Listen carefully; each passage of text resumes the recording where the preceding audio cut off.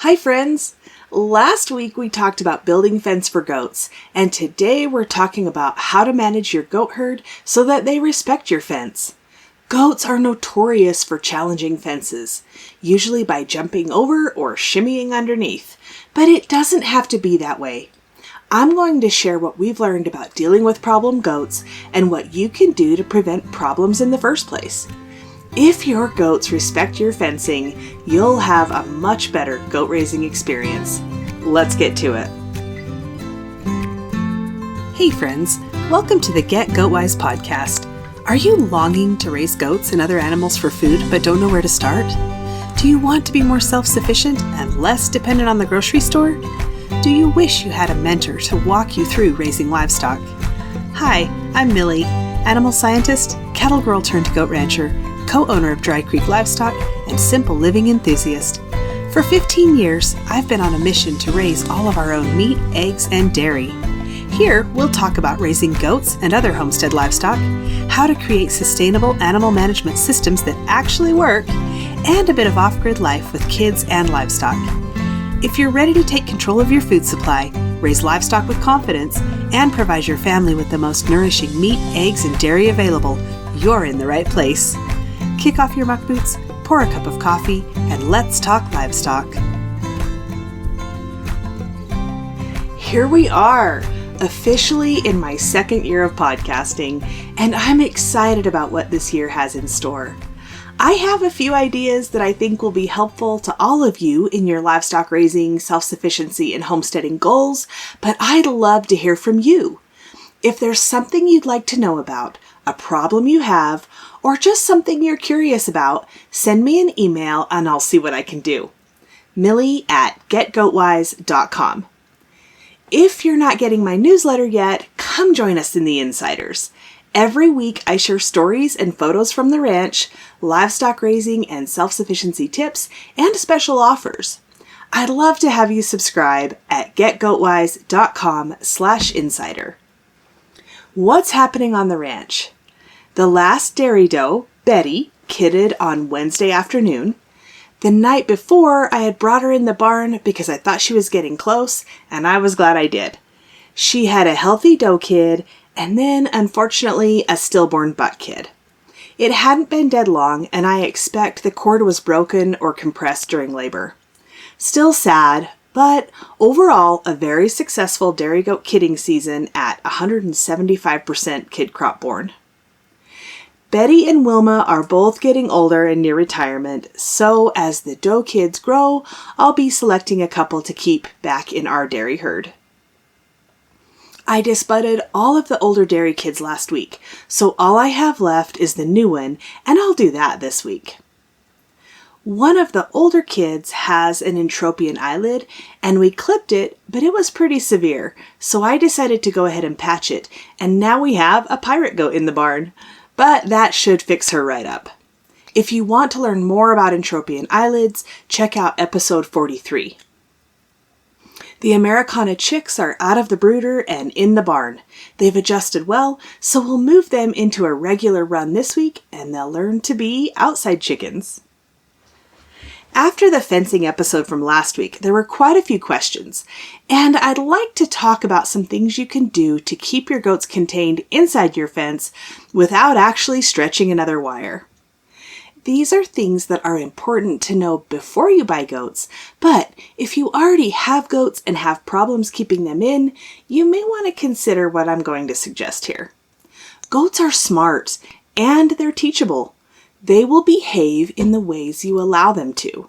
They also learn behaviors of other goats in the herd, usually undesirable behaviors.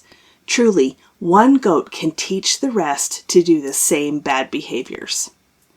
Teaching goats to respect fence and stay where you put them requires adequate fencing, which is more substantial than what's required for cattle and horses, but it doesn't have to be extreme unless you choose to buy goats that already have problems. The two biggest problems with goats escaping are jumping over fence and going under fence.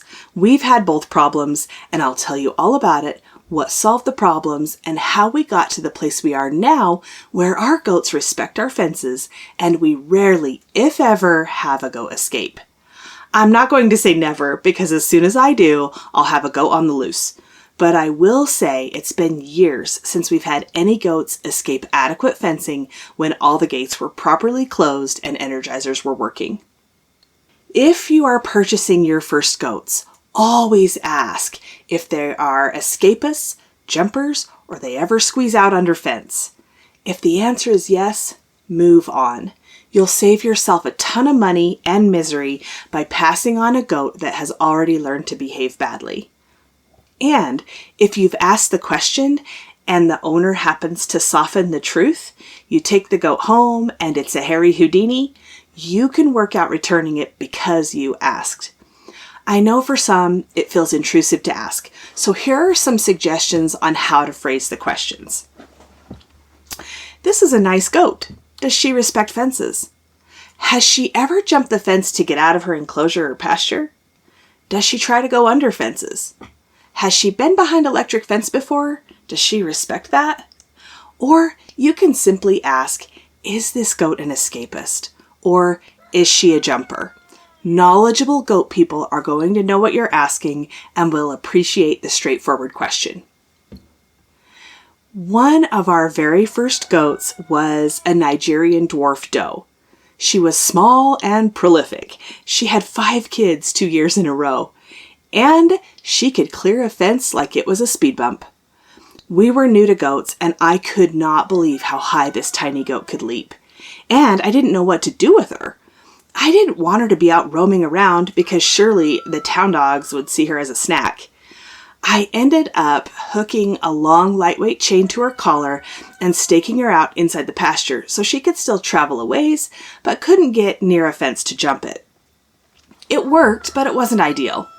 After a while, she managed to pull the stake out of the ground, and she was wandering around the pasture dragging the chain. I just sat back and watched this for a day or two. She never jumped while she was being trailed by that chain. So I gradually shortened it, a few feet at a time, until she was only dragging a few feet of chain, and guess what? She didn't jump the fence. But if I took that chain off, she went back to jumping just for fun. So we kept her behind the fences by letting her drag a few feet of lightweight chain around. Now, this isn't ideal by any means, and there are some serious risks, but it's an option to try if you have a goat you love that already has a jumping problem. If you have a goat that jumps and you don't stop the jumping, that goat will teach other goats to jump fences. For us, jumping over fences is unacceptable. I can't risk the rest of the goats learning to jump out. So if we have a goat jump out of the fence, her next jump is into the stock trailer for a trip to the sale barn. That might sound harsh, but we simply can't have one goat that will teach all 100 plus goats to jump fences. After that first jumper, we took a hard line on goats that jump, and we haven't culled a goat for jumping in probably 5 years. Our goats just don't challenge fences in that way because we've not allowed them to. Back when we had the show goat herd, we had a doe that figured out how to get her nose under the bottom wire of electric netting, which isn't hot. She could lift it up and go under the fence. We didn't know how she was getting out, but every morning when we'd go to move the fence, she was out. We couldn't see where the netting was crashed down or anything, so it was a mystery. Then we'd show up in the morning and 2 does would be out. Soon it was 3. This was getting out of hand and was happening too often to be a random occurrence, and finally my husband saw her do her magic.